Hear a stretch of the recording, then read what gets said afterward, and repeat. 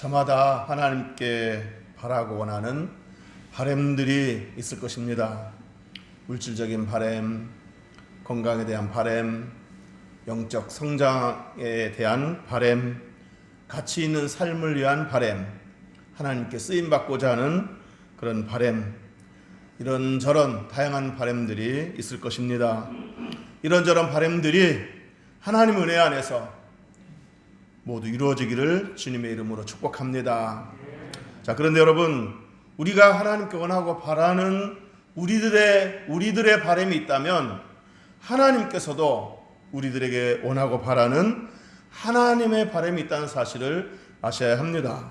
하나님께서 우리에게 원하는 요구사항이 있다라는 것입니다. 그러므로 우리가 하나님의 백성이고 하나님의 자녀라면 우리들의 바람만 하나님께 요구할 것이 아니고 하나님 우리에게 바라시는 바람은 무엇일까?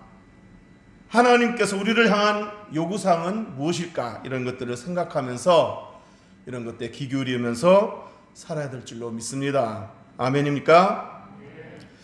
하나님께서 자기 백성들에게 바라는 요구사항은 개개인마다 다를 수 있을 것입니다. 어떤 사람에게는 이런 것을 원하시고 어떤 사람에게는 또 이런 것들을 원하시고 개개인마다 하나님이 바라는 하나님이 원하시는 요구사항들이 다를 수 있겠지만 어느 누구에게나 해당되는 공통적인 요구사항도 있습니다.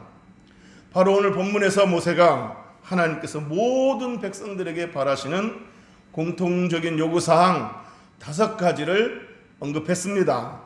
오늘 모세가 언급한 5가지 하나님의 요구사항을 제가 하나씩 소개할 때마다 저와 여러분이 귀 기울여 들으시고 또 그 하나하나 요구사항을 아멘으로 받아들이시고 마음에 잘 새겨서 삶 속에서 잘 실천할 수 있게 되기를 주님의 이름으로 축복합니다.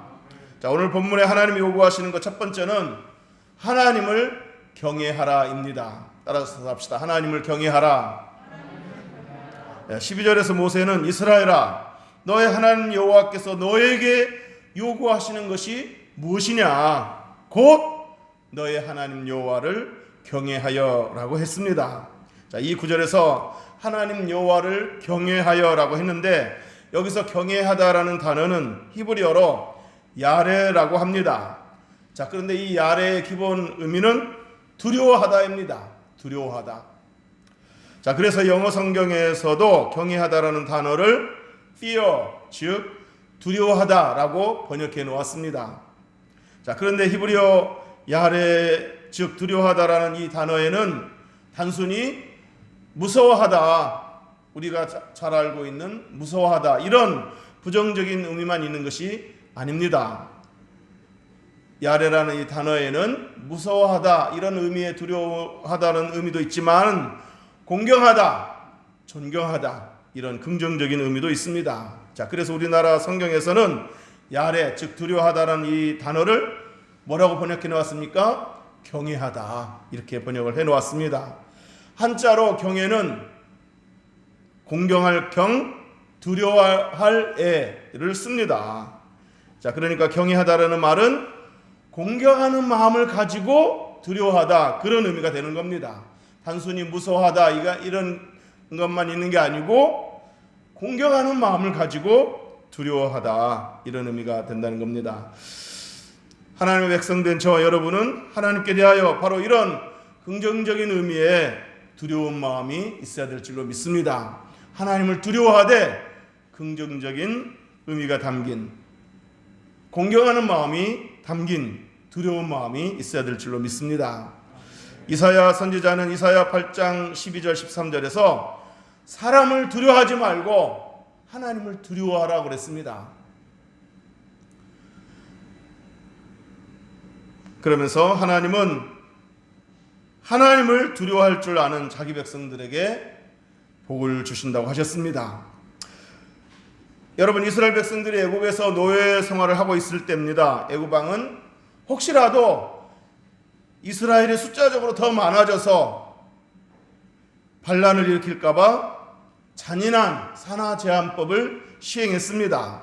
그래서 애굽왕은 이스라엘 히브리인 산파들에게 명령하기를 너희들이 히브리인 산모의 출산을 돕다가 만약에 사내가 태어나면 바로 그 자리에서 사내 아이를 죽여버리라.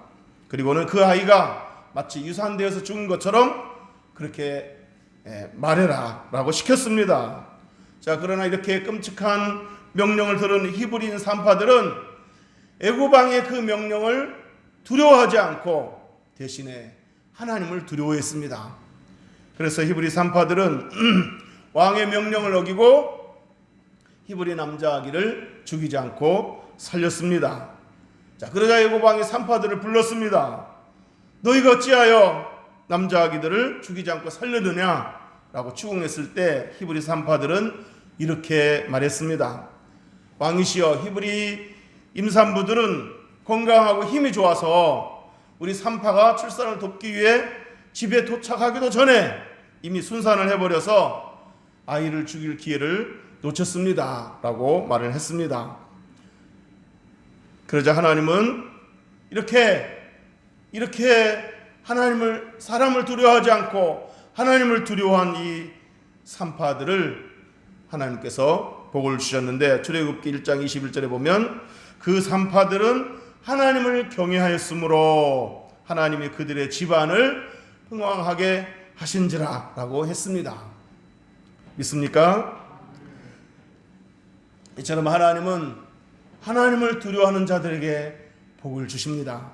시편 31편 19절에 주를 두려워하는 자를 위하여 쌓아두신 은혜, 곧 인생 앞에서 주께 피하는 자를 위하여 베푸신 은혜가 어찌 그리 큰지요 라고 했습니다. 주를 두려워하는 자를 위하여 은혜를 쌓아두셨다고 성경은 말하고 있습니다. 시편 112편 1절에서 3절까지 보면은 여호와를 경외하며 그 계명을 크게 즐거워하는 자는 복이 있도다. 그 후손이 땅에서 강생하며 정직자의 후대가 복이 있으리로다 라고 했습니다. 여호와를 경외하는 자에게 복을 약속하셨습니다.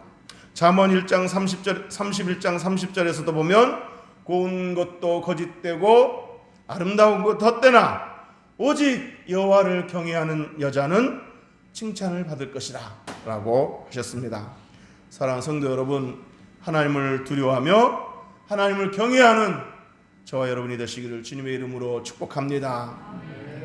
하나님이 요구하시는 것 두 번째는 하나님의 도를 행하라입니다. 따라서 합시다. 하나님의 도를 행하라. 본문 12절에서 그의 모든 도를 행하고 라고 했습니다. 그의 모든 도를 행하고, 여기서 도는 한자로 길도자입니다. 그러므로 하나님의 도를 행한다라는 의미는 하나님의 가르침대로 걸어가는 것, 하나님이 기뻐하시는 길로 걸어가는 것, 이것이 바로 하나님의 도를 행한다는 의미입니다. 구약 성경 열왕기서에 수많은 왕들이 나오는데 이 왕들을 평가하는 기준이 있습니다. 이 왕들이 훌륭한 왕인지 악한 왕인지 이것을 평가하는 중요한 기준이 있는데, 그건 바로 뭐냐면 그 왕이 다윗의 길을 걸었는가 여로보암의 길을 걸었는가입니다. 만약에 그 왕이 다윗의 길을 따라 걸었으면 그 왕은 선한 왕이고, 여로보암의 길을 따라 걸었으면 그 왕은 악한 왕이 되는 겁니다. 이렇게 기준을 정한 이유가 뭐겠습니까? 그 이유는 다윗이 하나님이 원하시는 길을 걸어갔고 여로보암은 하나님이 원치 않은 길로만 걸어갔기 때문입니다. 그래서 왕들 중에 하나님이 원하시는 길을 걸어가는 왕이 나타나면 하나님은 그 왕을 다윗의 길로 행했다라고 평가하시면서 칭찬하셨지만, 하나님이 원하시지 않는 길을 걸어가는 왕이 나타나면 하나님은 그 왕을 여로보암의 길을 걸었다라고 평가하시면서 책망하셨습니다. 시편 128편 1절에 보면 여호와를 경외하며 그의 길을 걷는 자마다 복이 있도다 라고 하셨습니다. 여호와를 경외하며 그의 길을 걷는 자마다, 즉 하나님의 도를 행하는 자마다 복이 있도다 라고 하셨습니다. 사랑하는 성도 여러분, 하나님께 복받는 인생, 가치 있는 인생, 풍성한 인생은 속도가 아니라 방향입니다. 그러므로 다윗처럼 빠른 길보다 바른 길을 선택하고 하나님이 원하시고 기뻐하시는 길을 선택하는 저와 여러분이 되시기를 주님의 이름으로 축복합니다. 하나님이 요구하시는 것 세 번째는 하나님을 사랑하라입니다. 따라서 합시다. 하나님을 사랑하라. 네, 본문 12절에서 그를 사랑하며 라고 했습니다. 여러분, 우리가 하나님을 사랑하는 것은 너무나 당연한 도리입니다. 왜냐하면 하나님 먼저 우리를 사랑하셨고 또 그 사랑에 대한 표현으로 하나밖에 없는 아들 예수 그리스도를 이 땅에 보내주셨기 때문입니다. 하나님의 세상을 이처럼 사랑하사 하면서 독생자 예수 그리스도를 우리를 위해서 보내주셨다고 했습니다. 요한일서 4장 10절에서도 사랑은 여기 있으니 우리가 하나님을 사랑한 것이 아니요 하나님이 우리를 사랑하사 우리 죄를 속하기 위하여 화목제물로 그 아들을 보내셨습니다 라고 했습니다. 그러므로 우리가 하나님을 사랑하는 것은 너무나 마땅한 도리입니다. 다윗은 나의 힘이 되신 여호와여 내가 주를 사랑하나이다 라고 하나님께 사랑을 고백했습니다. 나의 힘이 되신 여호와여 내가 주를 사랑하나이다. 이 고백이 저 여러분의 고백이 되시기를 주의 이름으로 축복합니다. 가수 김세현 씨가 불렀던 사랑하는 마음이라는 노래 가사 중에 이런 가사가 있습니다. 천만 번 떠들어도 기분 좋은 말 사랑해. 네, 그런 가사가 있습니다. 우리가 하나님께 사랑한다고 천만 번을 얘기해도 하나님 그걸 귀찮게 여기지 아니하시고 기분 좋아하실 줄로 믿습니다.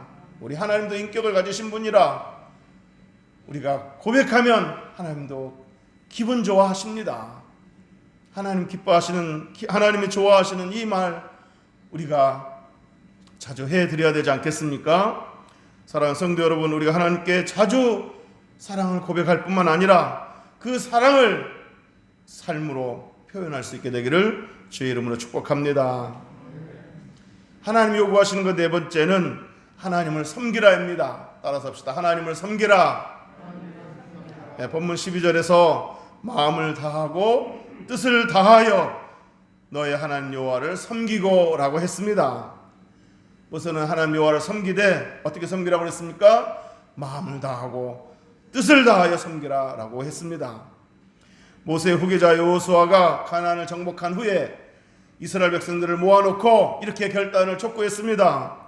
하나님이 우리를 애굽에서 건지셨고 하나님이 홍해 바다를 건너게 하셨고 하나님이 그 험한 광야길을 통과하게 하셨고 그래서 여기 가나안까지 인도하셔서 마침내 가나안을 정복하게 하셨다. 그런데 아직까지 너희들 중에는 애굽에서 섬기던 신들을 섬기는 사람도 있고 또 이거 가나안 신을 섬기는 사람들도 있구나. 그러면서 이제 너희들은 결단하라. 애굽 신이냐 가나안 신이냐 아니면 여호와 하나님이냐 결단하라 하고 결단을 촉구했습니다. 그러면서 여호수아는 말하기를 나와 내 집은 오직 여호와 하나님만을 섬기겠노라 라고 선언했습니다. 아멘입니까? 자, 그런데 오늘 본문에 섬기다라는 이 단어는 히브리어로 아바드라고 하는데 아바드 즉 섬기다라는 이 단어는 예배하다라는 단어와 같은 개념입니다. 그래서 영어에서 예배를 서비스라고 하는 이유도 바로 여기에 있는 겁니다. 자, 그러므로 하나님을 섬기는 것의 가장 기본은 뭐가 되겠습니까? 바로 예배입니다. 하나님을 잘 섬긴다고 하면 예배를 중요하게 생각하고 예배를 잘 드려야 됩니다. 왜냐하면 섬긴다는 단어와 예배 드린다는 단어는 같은 동의어이기 때문에 그렇습니다. 그러므로 하나님을 섬기는 것의 가장 기본은 예배인 겁니다. 오늘 본문에 하나님을 섬기되 마음을 다하고 뜻을 다해 하나님을 섬기라고 했는데 그렇다면 예배하는 일에 있어서도 마음을 다하고 뜻을 다하여 예배해야 될 줄로 믿습니다. 하나님께서 받으실 만한 예배는 마음을 다하고 뜻을 다하는 예배인 줄로 믿습니다. 자, 하나님이 요구하시는 것 다섯 번째는 하나님의 말씀을 지키라입니다. 따라서 합시다. 하나님의 말씀을 지키라. 네, 본문 13절에서 모세는 여호와의 명령과 규례를 지키라고 했습니다. 자, 우리 13절 한번 읽어보겠습니다. 시작. 내가 오늘 내 행복을 위하여 내게 명하는 여호와의 명령과 규례를 지킬 것이 아니냐. 아멘. 여호와의 명령과 규례를 지키라고 했습니다. 자, 그런데 이 13절에 아주 중요한 사실이 하나 있습니다. 하나님께서 여호와의 명령과 규례를 지키되 누구를 위하여 지키라고 했습니까? 너의 행복을 위하여. 너 행복을 위하여라고 했습니다. 자, 그러니까 여러분, 하나님께서 자기 백성들에게 하나님의 명령과 규례를 지키라고 하신 이유는 자기 백성들을 억압하고 지배하기 위해서가 아니라 자기 백성들의 행복을 위해서라는 겁니다. 저와 여러분의 행복을 위해서라는 겁니다. 여러분, 나라에서 교통법규를 만들어 놓고 그걸 지키라고 하는 이유는 뭐겠습니까? 국민들의 안전과 행복을 위해서입니다. 이런 말 한 번쯤 들어보셨을 겁니다. 나 그때 안전벨트 안 매었으면 그 자리에서 죽었을지도 몰라. 이런 말 한 번쯤 들어보셨을 겁니다. 안전벨트를 매라고 하는 이유는 뭐겠습니까? 안전과 행복을 위해서입니다. 마찬가지로 하나님께서 우리들에게 명령과 규례를 지키도록 요구하시는 이유도 하나님의 백성된, 하나님의 자녀된 저와 여러분의 안전과 행복을 위해서입니다. 자, 그렇다고 한다면 앞서 언급한 하나님의 요구사항들도 마찬가지입니다. 첫째, 하나님을 경외하는 것. 둘째, 하나님의 길을 걷는 것. 하나님의 도를 행하는 것. 셋째, 하나님을 사랑하는 것. 넷째, 하나님을 섬기는 것. 이 모든 요구사항들도 결국은 뭡니까? 저와 여러분의 안전과 행복을 위하는 것이라는 이야기입니다. 그러므로 우리들의 행복을 위해서 오늘 본문에서 하나님이 요구하시는 것 다섯 가지 사항을 기쁨으로 순종할 수 있게 되기를 주님의 이름으로 축복합니다. 이제 말씀을 정리하도록 하겠습니다. 사랑하는 성도 여러분, 하나님 우리에게 바라시는 것은 다른 게 아닙니다. 여러 가지 요구사항들을 말씀하셨지만 정작 하나님께서 우리에게 요구하시는 것은 다른 것이 아니라 우리들의 행복입니다. 우리들이 행복하게 사는 것, 이것이 바로 하나님이 바라시고 원하시고 하나님이 요구하시는 것들입니다. 그 누구보다, 심지어 우리들보다 하나님이 더 바라시고 원하시는 것이 우리들의 행복입니다. 부모가 자식들이 행복하게 살기를 바라는 마음으로 훈계도 하고 권면도 하고 책망도 하고 잔소리도 하듯이 우리 하나님 아버지께서도 우리들에게 이렇게 살라 저렇게 살라 하고 이것저것 요구하시는 이유도 결국은 우리들의 행복을 위해서입니다. 그러므로 저와 여러분이 하나님 안에서 행복한 삶을 살기를 원한다면 하나님이 요구하시는 것들을 부담스럽게 생각할 것이 아니라, 짐스럽게 생각할 것이 아니라, 의무적으로 생각할 것이 아니라 기쁜 마음으로 기꺼이 순종하며 살아가야 될 줄로 믿습니다. 믿습니까? 오늘 다른 것들은 다 잊어버려도 하나님이 요구하시는 사항 이게 뭐다 하고 구체적으로 다 잊어버려도 꼭 기억해야 될 문구는 너의 행복을 위하여, 너의 행복을 위하여, 이 문구들을 마음에 새기고 돌아갔으면 좋겠습니다. 기도하겠습니다.